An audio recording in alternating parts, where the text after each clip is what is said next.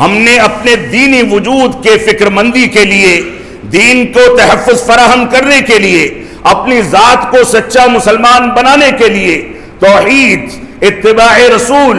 عظمت صحابہ، قرآن مجید کے سلسلے میں اس کے عقائد کے تحفظ کے بارے میں ہم نے کون سے اقدامات کیے؟ اگر ہم ماضی میں اپنے دین کو تحفظ فراہم کرنے میں ناکام رہے ہیں، اگر ہم ماضی میں اپنے دنیا میں وجود اور دنیا میں پیدائش کے مقصد کی تکمیل کے سلسلے میں ناکام رہے ہیں، تو آج ہمارے وجود کا کوئی حیثیت نہیں ہے۔ اللہ رب العالمین نے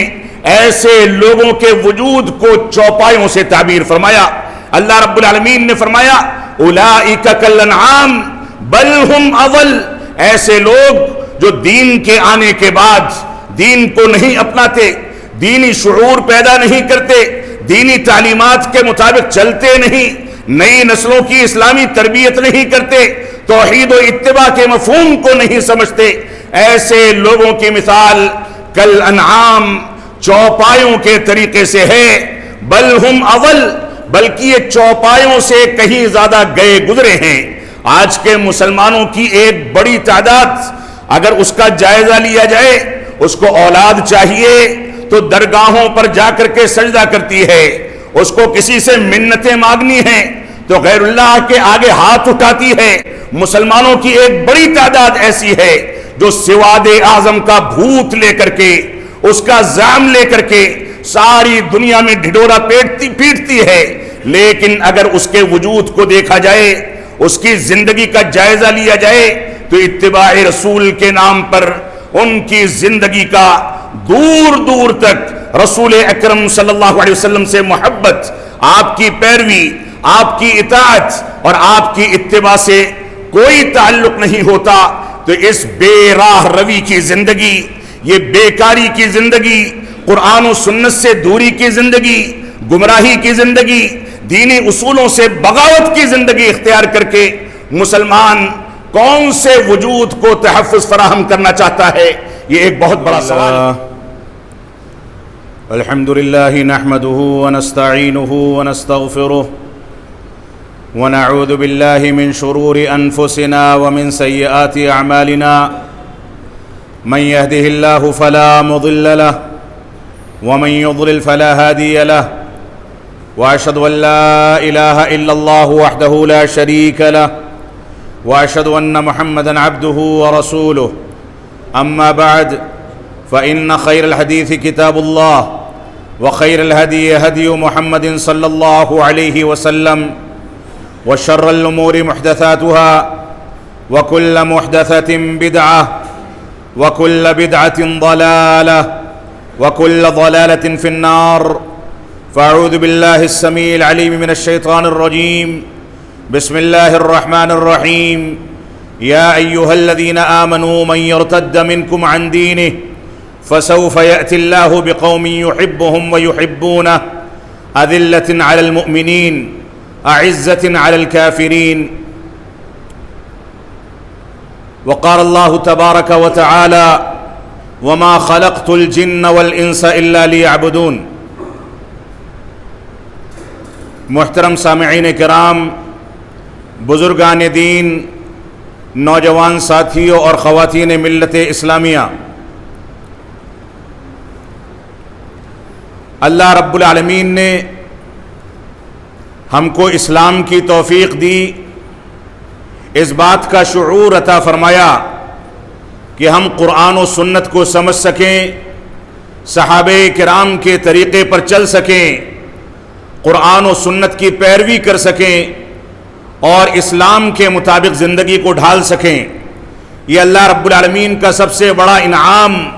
اور سب سے بڑا فضل و کرم ہے۔ اللہ رب العالمین نے ہم کو مسلمان بنایا اور مسلمان بنا کر کے ہمارے اوپر یہ ذمہ داری عائد فرمائی کہ ہماری پیشانیاں صرف رب کائنات کے آگے جھکیں۔ اللہ رب العالمین نے ہمارے اوپر اس بات کو واجب قرار دیا کہ ہم توحید کے مخالف تمام امور سے توبہ کریں، اتباع رسول کے مطابق چلیں، فہم صحابہ کو اپنائیں۔ اللہ رب العالمین نے ہمارے لیے اس بات کو لازم قرار دیا کہ ہم مسلمان ہونے کی حیثیت سے قرآن مجید کی تعلیمات، احادیث صحیحہ کی تعلیمات اور صحابہ کرام نے اس کی جو عملی تطبیق پیش کی ہے اس کے مطابق اپنی زندگی کو ڈھالیں۔ لیکن آج جو فتنوں کا دور ہے، پرفتن دور میں مسلمان دنیا کے مختلف خطوں میں اور ہمارے وطن عزیز ملک ہندوستان کے اندر بھی مختلف گوشوں میں مسلمان جس انداز سے بددینی، دین کے خلاف بغاوت، دین سے بیزاری، قرآن و سنت سے بیزاری، قرآن و سنت کی بنیادوں سے دوری کی زندگی اختیار کر رہا ہے، یہ تشویشناک ہے۔ مسلمانوں کی نئی نسلوں میں ایسے نوجوان لڑکے اور لڑکیاں آج کے دور میں کثرت کے ساتھ موجود ہیں جو دین اسلام سے پھر کر کے، دین اسلام کا انکار کر کے دوسری قوموں میں شادیاں بسانے، گھرانے بسانے، دوسری قوموں میں جا کر کے ان کے رسوم و رواج کو اپنا کر کے اسلام کو خیر باد کہنے کا جرم عظیم بھی انجام دے رہے ہیں۔ آج کے دور کا سب سے بڑا المیہ یہ ہے کہ ہم نے رب کائنات نے قرآن مجید میں جو فرمایا کہ ہماری زندگی کا، ہماری پیدائش کا، دنیا میں ہمارے وجود کا مقصد جو ہے، ہم نے اسی مقصد کو فوت کر کے اپنی زندگی کو بالکل بے آورگی، بے حیائی، دین بیزاری، اللہ رب العالمین کے خلاف بغاوت، رسول اکرم صلی اللہ علیہ وسلم سے محبت کے بجائے آپ سے نفرت اور دوری کی زندگی اختیار کر کے اس کو تباہ و برباد کر دیا۔ اللہ رب العالمین نے فرمایا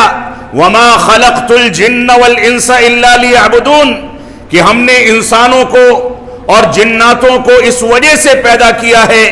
کہ وہ دنیا کے اندر صرف اور صرف میری عبادت کریں، میرے علاوہ کسی کو میرے ساتھ شریک نہ ٹھہرائیں، نہ ربوبیت میں، نہ الوہیت میں، نہ اسماء و صفات میں، بلکہ قرآن و سنت کے مطابق زندگی گزاریں، رب کائنات کی وحدانیت کو سمجھیں، اپنے اس مولائے حقیقی کے وجود کو سمجھیں جس نے ان کو وجود بخشا،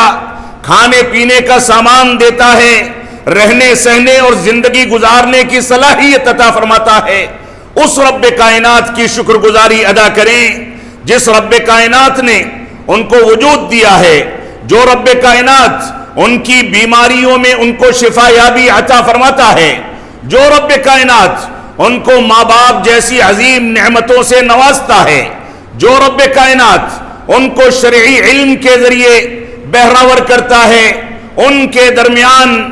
انبیاء کرام کے وارثین کو وجود بخشتا ہے، علماء کرام آ کر کے حق و باطل کی تمیز پیش کرتے ہیں، قرآن و سنت کی ترجمانی کرتے ہیں، یہ رب کائنات کی عظیم نعمتیں ہیں۔ ہماری ذمہ داری ہے کہ ہم اللہ رب العالمین کے حقوق کو سمجھیں۔ تو اللہ رب العالمین نے فرمایا کہ ہم نے انسانوں اور جناتوں کو پیدا نہیں کیا، لیکن اگر پیدا کیا ہے تو محض اپنی عبادت کے لیے، اس لیے کہ ان کا سر جھکے تو رب کائنات کے آگے جھکے، وہ رکوع کریں تو اللہ رب العالمین کے آگے جھک کر کے کریں، وہ نمازیں ادا کریں تو اللہ رب العالمین کی رضامندی کے لیے ادا کریں، وہ عبادات کو انجام دیں تو رب کائنات کا تقوی اختیار کرنا اور اس کی خوشنودی کی حصول یابی ان کا بنیادی مقصد ہو۔ وہ کہیں کا طواف کریں تو رب کائنات کے گھر کا طواف کریں، وہ کسی کی پیروی کریں تو اس رب کائنات کے نبی آخر الزماں جناب محمد الرسول اللہ صلی اللہ علیہ وسلم کے فرمان کی، آپ کے احکامات کی، آپ کے دین کی، آپ نے جو کچھ حکم دے دیا اس کی پیروی کریں، وہ احترام کریں تو رب کائنات کا کریں، کسی کا فہم سمجھیں، کسی کے شعور کو اپنائیں تو صحابہ کرام کے شعور کو اپنائیں، قرآن مجید کو اپنے سینے سے لگائیں، اس کی تعلیمات کو اپنائیں، اس کا احترام کریں، اگر ڈریں تو صرف رب کائنات سے ڈریں،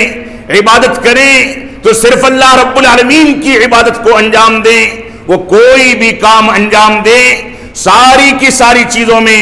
دین اسلام کی تعلیم اور تعلیم کے سارے تقاضے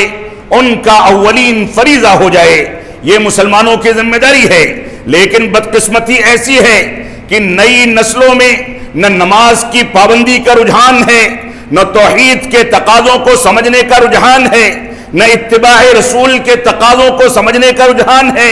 نہ صحابہ کرام کی عظمت کی بنیاد پر ولا اور برا کے عقیدے کو آگے بڑھانے کا رجحان ہے، نہ صحابہ کرام کے احترام کرنے والوں سے محبت کا، ان سے نفرت کرنے والوں سے نفرت کا رجحان ہے۔ یہ آج کے نئی نسل کا سب سے بڑا المیہ ہے۔ اس کے باوجود ہم یہ کہتے ہیں کہ ہمارے بچے مسلمان ہیں، ہم اسلامی گھرانوں سے تعلق رکھتے ہیں، ہماری بچیاں مخلوط تعلیم حاصل کریں، بے پردہ نکلیں، بالغ ہونے کے بعد بھی اپنا چہرہ اپنا جسم دوسروں کے سامنے ظاہر کریں، بالغ ہونے کے بعد بھی اجنبی لڑکوں سے پورے دن چھرے منائے جائیں اور ان کے ساتھ گفتگو کی جائے۔ ان سارے کے سارے جرائم کے باوجود ہم مسلمان ہیں اور ہم کو اس بات پر فخر ہے کہ ہم مسلمان ہیں۔ نعوذ باللہ من ذالک، ہماری ذمہ داری ہے کہ ہم جہاں اسلام کے دعوے دار ہیں وہیں اسلامی تعلیمات، اسلامی عقائد پر بھرپور طریقے سے استحکام اختیار کریں، استقامت اختیار کریں، بھرپور طریقے سے اس کو مضبوطی کے ساتھ تھامیں، اس کے تقاضوں کے مطابق زندگی کو ڈھالیں۔ جب تک ہم مکمل طریقے سے اسلام کو نہیں اپناتے ہیں، جب تک ہمارا وجود یہ خطرے میں رہے یا تحفظ فراہم کر کے اس کی حفاظت کی جائے، اس وجود کا کوئی فائدہ نہیں۔ آج دنیا کے اندر فتنوں کے بڑھتے رجحان اور اسی طریقے سے مسلمانوں کی ایک بڑی تعداد اس بات کی فکر مند ہے کہ ہمارا وجود کیسے باقی رہے گا۔ مسلمانوں کی اکثریت یہ کہتی نظر آتی ہے کہ ہمارا وجود خطرے میں ہے، یہ کہتی نظر آتی ہے کہ ہمیں تحفظ فراہم کرنے والا کوئی نہیں، یہ کہتی نظر آتی ہے ہماری اکثریت کہ ہمارے اوپر ایسا کر دیا گیا، ویسا کر دیا گیا، ہمارے ساتھ ایسا سلوک اختیار کیا گیا، یہ انداز اختیار کر لیا گیا، ایسا وتیرہ اختیار کیا گیا۔ لیکن اس سے پہلے اس دنیا میں پیدائش کے بنیادی مقصد کے تقاضوں کی تکمیل کے طور پر ہمارے اوپر جو ذمہ داریاں ہیں، اس ذمہ داری کو ہم نے نہ نبھایا، نہ اس کی فکر کی، نہ اس کا احساس پیدا کیا، نہ اس کے بارے میں اقدامات کیے، نہ اس کے تقاضوں کے مطابق نئی نسلوں کی تربیت کی۔ اگر ہم اپنے وجود کے لیے فکر مند ہیں تو اس بات کا جواب دیا جائے کہ اس سے پہلے ہم نے اپنے دینی وجود کے فکر مندی کے لیے، دین کو تحفظ فراہم کرنے کے لیے، اپنی ذات کو سچا مسلمان بنانے کے لیے توحید، اتباع رسول، عظمت صحابہ، قرآن مجید کے سلسلے میں اس کے عقائد کے تحفظ کے بارے میں ہم نے کون سے اقدامات کیے۔ اگر ہم ماضی میں اپنے دین کو تحفظ فراہم کرنے میں ناکام رہے ہیں، اگر ہم ماضی میں اپنے دنیا میں وجود اور دنیا میں پیدائش کے مقصد کی تکمیل کے سلسلے میں ناکام رہے ہیں، تو آج ہمارے وجود کا کوئی حیثیت نہیں ہے۔ اللہ رب العالمین نے ایسے لوگوں کے وجود کو چوپایوں سے تعبیر فرمایا۔ اللہ رب العالمین نے فرمایا اولئک کالانعام بل ہم اضل، ایسے لوگ جو دین کے آنے کے بعد دین کو نہیں اپناتے، دینی شعور پیدا نہیں کرتے، دینی تعلیمات کے مطابق چلتے نہیں، نئی نسلوں کی اسلامی تربیت نہیں کرتے، توحید و اتباع کے مفہوم کو نہیں سمجھتے، ایسے لوگوں کی مثال کالانعام، چوپایوں کے طریقے سے ہے، بل ہم اضل، بلکہ یہ چوپایوں سے کہیں زیادہ گئے گزرے ہیں۔ آج کے مسلمانوں کی ایک بڑی تعداد اگر اس کا جائزہ لیا جائے، اس کو اولاد چاہیے تو درگاہوں پر جا کر کے سجدہ کرتی ہے، اس کو کسی سے منتیں مانگنی ہیں تو غیر اللہ کے آگے ہاتھ اٹھاتی ہے۔ مسلمانوں کی ایک بڑی تعداد ایسی ہے جو ہماری مسجدوں پر حملہ کرنے والوں، مسجدوں کو گرانے والوں کا استقبال کرتی ہے۔ مسلمانوں کی ایک بڑی تعداد ایسی ہے جو سواد اعظم کا بھوت لے کر کے اس کا زعم لے کر کے ساری دنیا میں ڈھڈورا پیٹتی ہے، لیکن اگر اس کے وجود کو دیکھا جائے، اس کی زندگی کا جائزہ لیا جائے، تو اتباع رسول کے نام پر ان کی زندگی کا دور دور تک رسول اکرم صلی اللہ علیہ وسلم سے محبت، آپ کی پیروی، آپ کی اطاعت اور آپ کی اتباع سے کوئی تعلق نہیں ہوتا. تو اس بے راہ روی کی زندگی، یہ بیکاری کی زندگی، قرآن و سنت سے دوری کی زندگی، گمراہی کی زندگی، دینی اصولوں سے بغاوت کی زندگی اختیار کر کے مسلمان کون سے وجود کو تحفظ فراہم کرنا چاہتا ہے؟ یہ ایک بہت بڑا سوال ہے. آج اگر ہمیں اپنے وجود کی فکر ہے تو کیا ماضی میں ہم نے اپنے دین کے وجود کی فکر کی، یا حال میں اور مستقبل میں ہم نے کچھ ایسے طریقے اپنائے، ایسا لائحہ عمل بنایا جس کی بنیاد پر ہم اپنے دین کو،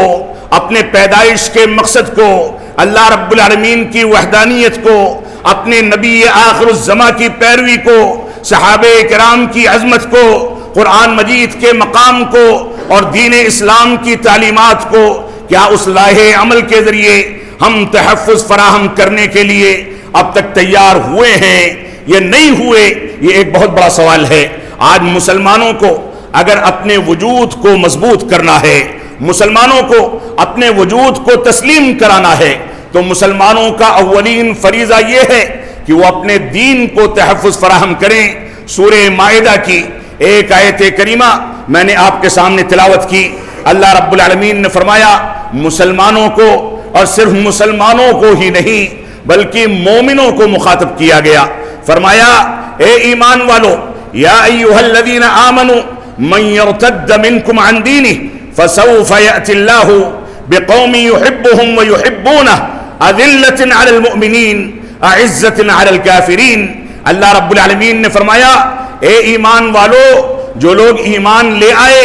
لیکن ایمان کے تقاضوں میں اگر ان کے یہاں کاہلی، سستی، بے راہ روی کا وہ شکار ہیں، تو ایسی صورت میں رب کائنات نے ان کو پہلے ہی متنبہ فرما دیا. فرمایا اے ایمان والو،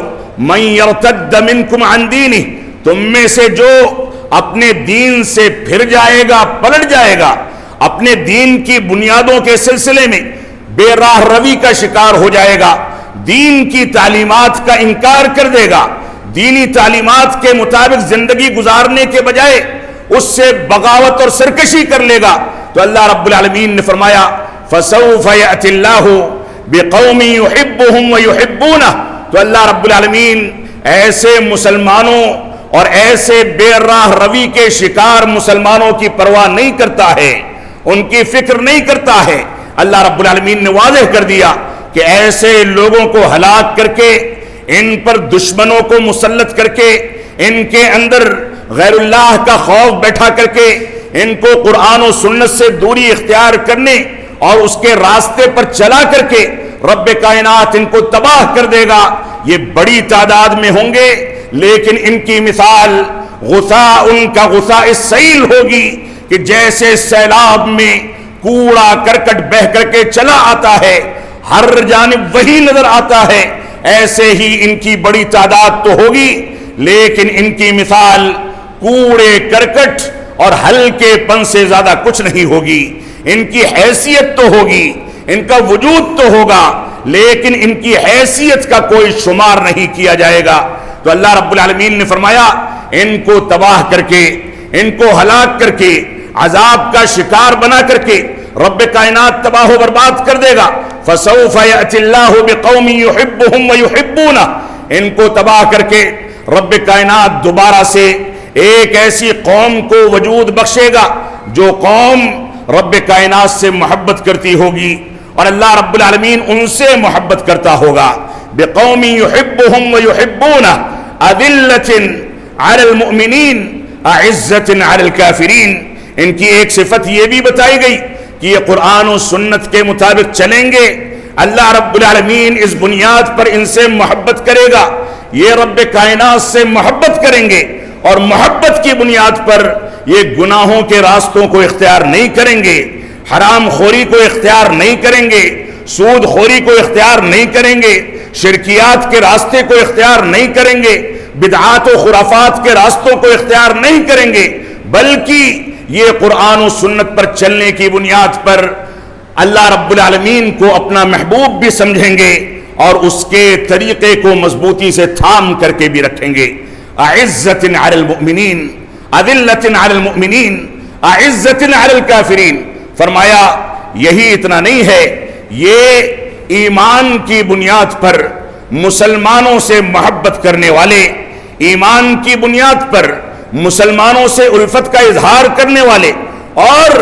کفر اور شرک کی بنیاد پر کافروں پر شدت اختیار کرنے والے، ان سے دوری اختیار کرنے والے، ان سے براءت کا اظہار کرنے والے ہوں گے، یہ ان کی بنیادی صفت ہے۔ تو آج کے دور میں مسلمانوں کا ایک بڑا طبقہ ایسا ہے جو اپنے بچوں کی اسلامی تربیت میں اتنا ناکام ہے کہ ان کی بچیاں بالغ ہوتے ہوتے بلکہ بلوغت سے پہلے ہی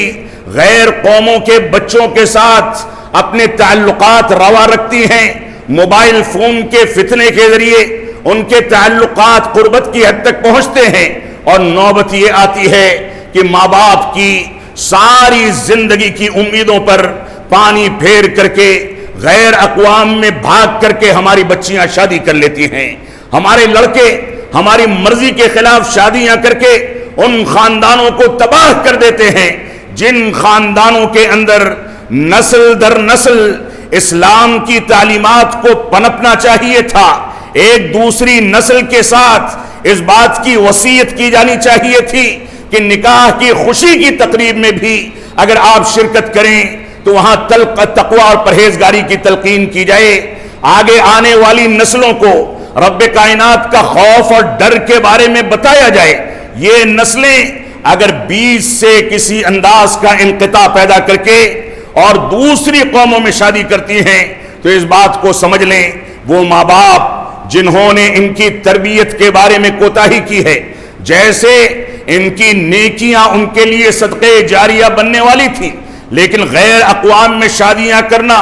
شرک و بدعات سے اور اسلام سے سودا کر کے شرک و بدعات کو اپنا لینا، یہ جب تک شرک و بدعات کو انجام دیں گے، ان کے ذریعے سے آنے والی نسلیں اور بچے جب تک شرک و بدعات کو، بدعات و خرافات کو، کفریات کو انجام دیں گے، جب تک ان ماں باپ کے کندھوں پر بھی اس شرک کا، اس کفر کا، ان خرافات کا بوجھ ڈالا جاتا رہے گا۔ یہ ہماری ذمہ داری ہے۔ اللہ کے نبی صلی اللہ علیہ وسلم فرماتے ہیں الا کلکم مسئول وکلکم مسئول عن رعیتہ، اے لوگو تم لوگو سن لو کہ تم میں سے ہر ایک شخص ذمہ دار ہے اور ہر ایک شخص سے اس کی ذمہ داری کے بارے میں سوال کیا جائے گا، اس کے بچوں کے بارے میں سوال کیا جائے گا، اس کے خاندانوں اور ماتحتوں کے بارے میں سوال کیا جائے گا۔ یہ سوال کیا جائے گا کہ رب کائنات نے ان کو دولت دیا تھا، مال دیا تھا، دنیا میں عیش و آرام کے وسائل مہیا کیے تھے، وہ کون سے ذرائع سے حاصل کیے گئے، کہاں خرچ کیا گیا، اسلام کے لیے کتنی محنت کی گئی، کتنی جستجو کی گئی، یہ سارے کے سارے سوالات آخرت میں ہم سب سے کیے جائیں گے۔ اگر جواب بن پڑا تو بن پڑا، نہیں بن پڑا تو آخرت کا عذاب بہت دردناک ہے۔ اللہ رب العالمین ہم کو اس سے محفوظ رکھے۔ تو اللہ رب العالمین نے فرمایا اے ایمان والو، تم میں سے جو لوگ دین اسلام سے مرتد ہو جاتے ہیں، پھر جاتے ہیں، اللہ رب العالمین ان کی جگہ پر دوسری قوموں کو لائے گا، اور اس کے بعد ان قوموں کو اللہ رب العالمین اپنا محبوب اور وہ قومیں رب کائنات کو اپنا محبوب بنائیں گی۔ اسلام کی بنیاد پر محبت اور نفرت کا معیار قائم کیا جائے گا، اور رب کائنات دوبارہ سے اس دین اسلام کو پنپنے اور دنیا میں غلبہ حاصل کرنے کے ذرائع مہیا کرے گا، اسباب مہیا کرے گا۔ یہ رب کائنات کا وعدہ ہے۔ اس وجہ سے اگر ہم کو اپنے وجود کو تحفظ فراہم کرنا ہے، ہم چاہتے ہیں کہ ہم چلتے پھرتے رہیں، ہم چاہتے ہیں کہ ہماری آنکھیں کام کرتی رہیں، ہم چاہتے ہیں کہ ہمارے کانوں کی صلاحیت باقی رہے، ہم چاہتے ہیں کہ ہمارے ہاتھوں کی صلاحیت باقی رہے، ہم چلیں، ہم پھریں، ہم کوئی چیز سوچیں سمجھیں اور ان ساری کی ساری نعمتوں اور صلاحیتوں کا استعمال مثبت انداز سے اسلام کی خدمت کے لیے کیا جائے تو ہماری ذمہ داری ہے کہ ہم اپنے وجود سے پہلے اپنے دین کے وجود کو تحفظ فراہم کریں اور دین کے لیے اپنی ساری کی ساری قربانیاں پیش کریں. لیکن بدقسمتی ایسی ہے کہ ہمارے خاندانوں میں، ہمارے گھرانوں میں، خود ہمارے اپنے ذات اور اپنے وجود کے اندر دین اسلام کی تعلیمات کو ثانوی حیثیت اگر حاصل ہو جاتی ہے تو غنیمت ہے، ورنہ اس کی کوئی حیثیت باقی ہی نہیں رہی. یہ ایک بہت بڑا المیہ ہے. ہماری ذمہ داری ہے کہ ہم اس انداز سے قرآن و سنت کی پیروی کریں. ہمارے خاندانوں سے نئی نسلیں اگر دین اسلام سے مرتد ہوتی ہیں، اسلامی حکومت کا طریقہ تو یہ ہے کہ اگر اسلامی حکومت کے ماتحتی میں اس کے حدود میں کوئی دین اسلام کا انکار کر دے تو اس کو قتل کر دیا جائے. اس کے وجود کی کوئی حیثیت نہیں، اس کی گردن مار دی جائے، اس کے وجود کی کوئی حیثیت نہیں. یہ اس بات کا بنیادی ثبوت اور دلیل ہے کہ ہمارے وجود سے ہمیں کوئی سروکار نہیں ہے. ہم کو وجود کو تحفظ فراہم کرنا ہے تو اپنے دین کو تحفظ فراہم کریں. رب کائنات دین کے بنیاد پر ہمارے جسم کو، ہمارے وجود کو تقویت فراہم کرتا ہے، ہمارے وجود کو تحفظ فراہم کرتا ہے. لہٰذا ہم اس بات کی فکر چھوڑ دیں کہ ہمارے وجود کو کون تحفظ فراہم کرے گا. ہمیں اس بات کی فکر کرنی چاہیے کہ ہم اپنے دین کو تحفظ فراہم کریں. آپ دیکھیں آج کے دور میں ارتداد کے بڑھتے رجحانات اور بڑھتے واقعات کے نتیجے میں ہماری ذمہ داریاں کیا ہیں. اس سلسلے میں میں آپ سے تھوڑی بہت گفتگو کر کے خطاب کو ختم کروں گا. سب سے بنیادی چیز یہ ہے کہ ہمارے گھرانوں میں ہمارے بچوں کے سامنے توحید اور اتباع رسول اور عظمت صحابہ کے دروس دیے جانے چاہیے. ان کو سیرت رسول کا سبق پڑھایا جانا چاہیے. تقلید شخصی سے توبہ کی جانی چاہیے. ایسی چیزوں سے دوری اختیار کی جانی چاہیے جن کے وجود کے نتیجے میں ہم دین اسلام اور قرآن و سنت اور صحابہ کرام کے منہج سے دور ہوتے چلے جا رہے ہیں. یہ ہماری بنیادی ذمہ داری ہے کہ ہم اپنے خاندانوں میں ایسا ماحول پیدا کریں. اسی طریقے سے شادیوں میں تاخیر کے بڑھتے رجحان سے مسلمانوں کو توبہ کرنی ہوگی. شادیوں میں فضول خرچی کے سلسلے میں ہم کو یہ فیصلے لینے ہوں گے کہ اگر ہمارے پڑوس میں، ہمارے گاؤں دیہات میں، ہمارے رشتہ داروں میں، ہمارے متعلقین میں، ہمارے شناساؤں میں، ہمارے دوست و احباب میں کوئی بچی یا بچہ پیسے اور مال کی فراوانی نہ ہونے کے نتیجے میں شادی بیاہ سے محروم ہے تو اس کو شادی سے تاخیر کرنے کے بجائے اپنے شادی بیاہ اور اپنے اصل مال سے تھوڑا سا پیسہ بچا کر کے اس کا تعاون کیا جائے. ان کی شادی بیاہ کے انتظامات کیے جائیں. اسلامی خاندان، دینداری والے خاندانوں کو تلاش کر کے ان کے رشتے کرائے جائیں. یہ بھی ہماری بنیادی ذمہ داری ہے. تو شادیوں کے بڑھتے ہوئے تاخیر کے رجحان کے نتیجے میں ارتداد کے واقعات آگے آ رہے ہیں. اسی طریقے سے بلا ولی کے نکاح کا جو مسئلہ ہمارے بعض مفتیوں نے، بلکہ میں یہ کہوں گا کہ نام نہاد مفتیوں نے گڑھ لیا ہے، جبکہ اسلام یہ کہتا ہے کہ ولی کی مرضی کے بغیر لڑکی کا نکاح نہیں ہو سکتا، نہیں ہو سکتا، نہیں ہو سکتا. اور اگر اس نے نکاح کر لیا ہے تو وہ نکاح باطل ہے، باطل ہے، باطل ہے، اور وہ پوری زندگی زنا کا گناہ اپنے کندھوں پر ڈالتی ہے. اس وجہ سے یہ فتوے ہم کو اپنی بند طاقوں میں دفن کرنے ہوں گے. ہم کو دین کی صحیح ترجمانی کرنی ہوگی. اسی طریقے سے طلاق کے بڑھتے رجحان، آپسی رشتوں کے اندر کھٹاس کے بجائے خوشنودی اور آپس میں میل محبت کا ماحول پیدا کرنے کے لیے اسلامی آداب، اسلامی طریقوں کو اختیار کیا جائے. دین سے جہل اور دینی تعلیمات سے جہالت سے توبہ کی جائے. امت میں ارجا کے فتنے سے امت اسلامیہ کو محفوظ رکھا جائے. اللہ کی شریعت کو نافذ نہ کرنے والے لوگوں کو اس بات پر آمادہ کیا جائے کہ وہ اپنی نجی زندگی میں، خاندانی زندگی میں، اپنے بچوں کی زندگی میں، اپنے دوست و احباب، اپنے کاروبار اور اپنے ہر جگہ متعلقین میں دین کی تعلیمات کا نفاذ کریں، اس کے مطابق چلیں، فکری انحراف سے توبہ کریں، اور اسی طریقے سے فکری انحراف اور معاشرے میں پائی جانے والی جو بھی کوتاہیاں اور خرابیاں ہیں، ہمارے علماء کرام آ کر کے ان کے خلاف باقاعدہ آواز بلند کریں، ان کے خلاف جہاد کیا جائے، ان فتنوں کو معاشرے سے ملیا میٹ کرنے اور ختم کرنے کی کوشش کی جائے۔ یہ بڑا عجیب عالمیہ ہے کہ علماء بھی مفاد پرست ہو جائیں، یہ بڑا عجیب عالمیہ ہے کہ علماء بھی اپنے مفاد کے لحاظ سے اپنی زبانوں کو حرکت دیں، علماء بھی اپنے مفاد کے لحاظ سے اپنی زبانوں سے کوئی رائے قائم کریں، یہ بہت بڑا عالمیہ ہے۔ اسی طریقے سے شادی بیاہ کو آسان بنانے، مہر کی رقموں میں شوہر کے معیار اور اس کی استطاعت کو سامنے رکھنے، اور دوسری تمام کی تمام چیزوں کو ہمیں سامنے رکھنا ہوگا۔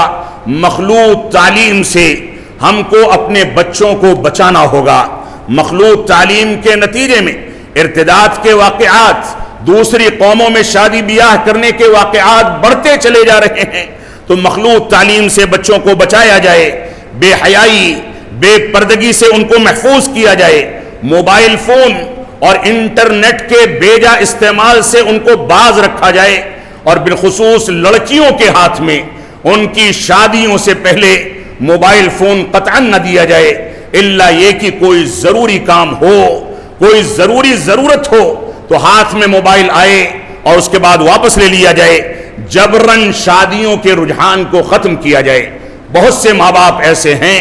کہ لڑکی کے لیے فنا لڑکا پسند ہے لیکن لڑکی راضی نہیں ہے، لڑکے کے لیے فنا لڑکی پسند ہے لیکن لڑکا راضی نہیں ہے، اس کے اوپر پریشر بنا کر کے، جبر کر کے اس کی شادیاں کرتے ہیں۔ نتیجہ یہ ہوتا ہے کہ ایک آدھ سال وہ رشتے چلتے ہیں اور اس کے بعد رشتے ٹوٹ جاتے ہیں، انسان کی زندگی ٹوٹ جاتی ہے، اور اس کے بعد ارتداد، دوسری قوموں میں شادی کے امکانات پیدا ہوتے ہیں۔ یہ بھی ایک بہت بڑا مسئلہ ہے۔ ہماری ذمہ داری ہے کہ ہم قرآن و سنت کے مطابق اپنی زندگی کو ڈھالیں، ارتداد کے بڑھتے ہوئے فتنے سے اپنی قوم کو محفوظ رکھیں۔ اللہ رب العالمین ہم کو توفیق عطا فرمائے کہ ہم دنیا کے اندر اپنی پیدائش کے مقصد کو سمجھیں، اس سے یہ غلط فہمی نہ پالی جائے کہ ہم کو محض اسی چیز کے لیے پیدا کیا گیا کہ ہم صرف اور صرف اللہ رب العالمین کی عبادت کریں۔ اگر ایک مسلمان دنیا بھی کماتا ہے، ایک مسلمان دنیا میں بینک بیلنس بھی بناتا ہے، فیکٹریوں کی ترقی ہوتی ہے، مال و دولت جمع کرتا ہے، تو وہ بھی اس کے لیے عبادت ہے۔ اگر وہ رب کائنات کا حق ادا کرے، اللہ رب العالمین کی رضامندی کے لیے حلال و حرام کی تمیز کرے، قرآن و سنت کے مطابق زندگی کو ڈھالے، تو ایک مسلمان چلتا بھی ہے تو اس کا چلنا بھی عبادت، کوئی چیز پکڑتا ہے تو اس کا پکڑنا بھی عبادت، کوئی چیز کھاتا ہے تو اس کا کھانا بھی عبادت، کوئی چیز لیتا دیتا ہے تو لین دین بھی عبادت، اور اسی طریقے سے کچھ کماتا ہے تو اس کا کمانا بھی عبادت ہے۔ لہٰذا ہم دنیا کمائیں، عیش و آرام کی زندگی حلال دائرے میں رہتے ہوئے اختیار کریں، لیکن حلال و حرام کی تمیز کھونے نہ پائیں۔ یہ ہماری بنیادی ذمہ داری ہے۔ اللہ رب العالمین ہم کو ان باتوں کی توفیق عطا فرمائے۔ ہم جب تک جئیں تب تک اسلام پر جئیں، جب ہمارا خاتمہ ہو تو ایمان پر ہو۔ بارک اللہ لنا ولکم فی القرآن المجید ونفعنی وإياكم بالآيات والذكر الحميد إنه تعالى جواد كريم ملك بر الرؤوف الرحيم۔